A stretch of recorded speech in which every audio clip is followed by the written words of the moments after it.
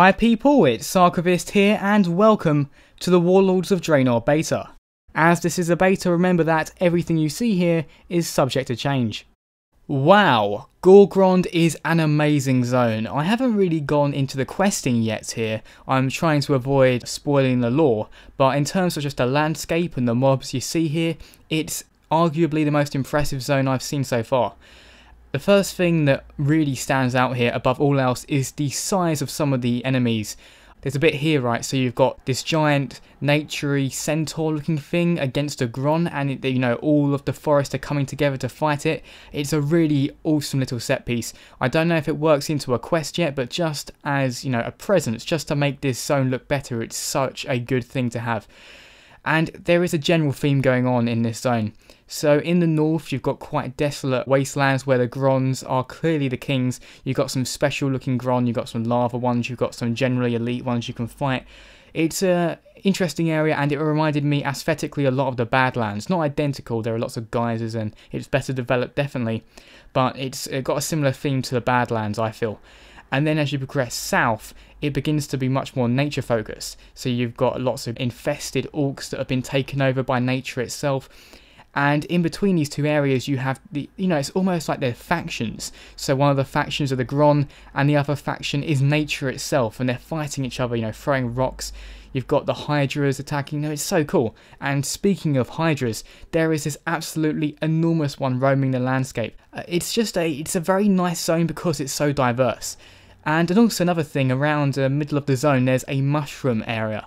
And what it seems they've done is, what Blizzard have done, is that because there is no specific mushroom location like Zangarmarsh, because that is now the Zangar Sea, it's been, it's underwater, they've instead decided they would put a little bit of Zangarmarsh in all the other zones, or at least quite a few of them. So I remember there was one in the Grand, there was one in Shadowmoon Valley, and there was one in Talador, and there's one here, mushroom areas, Zangarmarsh looking areas. It's always making it out to be the Mushroom Kingdom. I mean, Mario wouldn't be able to place here, they're everywhere. Also, I know garrisons are quite a popular thing surrounding this expansion, and I'm going to go back to the one I was working on. And as you can see now, it's significantly more developed. You can see my followers walking around the place. You can see there are plenty of buildings now, like, alchemy labs and such. My actual main fortress area is a lot bigger. It's almost like a mini Orgrimmar. It's pretty cool.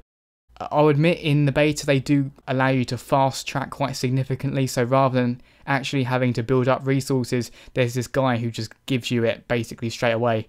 So I haven't had to work for this, but it does demonstrate what a garrison can look like at the higher tiers. But even still, this garrison isn't at max capacity. There are certain building plots that you can only unlock after doing certain quests, and I haven't done them yet. So this is, I guess you could just say, a high level garrison. Well, the Horde one. I will go and show you the Alliance one later on in perhaps another video. Okay, so while I continue to show you some footage of Gorgrond, like my last video, I'm going to explain a very small, I guess you could even say trivial improvement that could be made to the game that would make it a little bit better, but not a massive change, something that's not too controversial, at least from the player's point of view. And that is that I would like Eversong Woods and Ghostlands to be properly connected to the rest of the Eastern Kingdoms. And you're probably thinking, why? Why do you want that?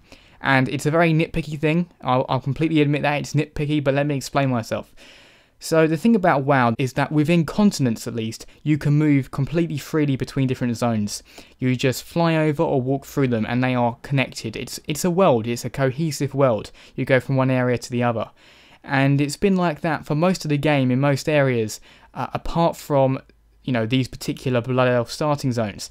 I kind of don't mind as much when they're separate islands. So for example, it's never bothered me that you can't fly straight to the Azure Mist Isles, or that things like the Throne of Thunder are separate from Pandaria, for example. But within a continent, it's just so strange to hit an invisible wall. It makes much more sense to fly out to sea, and then the fatigue bar comes up. It's still a bit contrived, but the fact that your mount or you are getting tired and you're going to die if you keep going out is more believable than just hitting an invisible wall. And it just breaks that sense of cohesion that the rest of the game has. And I would really think it would, mend that sense of cohesion if you could go to Silvermoon and Ghostlands. Because currently you can only get there through a loading screen, either by going through the north of the Eastern Kingdoms, I believe, there's like a special portal area. There's an orb in the Undercity, or I guess you could just take a mage portal, one of those means. But you can't just walk in there. You definitely can't fly there. Even Teldrassil, which is an island, is connected to the rest of Kalimdor. So it's just surprising. But the thing is, if I was to put this to a developer, I would expect the answer to be, why would we do all that work for a very little gain? Because essentially it's not doing much. And I totally admit that's a problem with it. It's a lot of work for something that is not going to help many people out. Although another benefit, of course, is that would therefore imply that you could fly in those areas, because you can't, well, last time I checked, and correct me if I'm wrong, but you couldn't fly in those areas. Therefore you can't fly around Silvermoon, and I think Silvermoon, being a very tall city with lots of spires, would be excellent to fly around. I think that would be another bonus for it, but again, that would create more work, because I bet if you looked at Silvermoon from the top, as it is now, it would be all broken and glitchy, kind of like Stormwind was when, people managed to hack the game before you could fly over it. It was all broken. And it's lots of work, I know it's lots of work, but I'm still going to say that's an improvement I would like to be made to the game. Okay, so with that, I will now wrap up this video. I hope you've enjoyed looking a bit at Gorgrond. I think the next zone I'll be going to will probably be either Talador or the Spires of Iraq. If you would like to see more of the Warlords of Draenor beta, you may want to subscribe to my channel, Archivist42. As always people, thanks very much for watching and see you next time.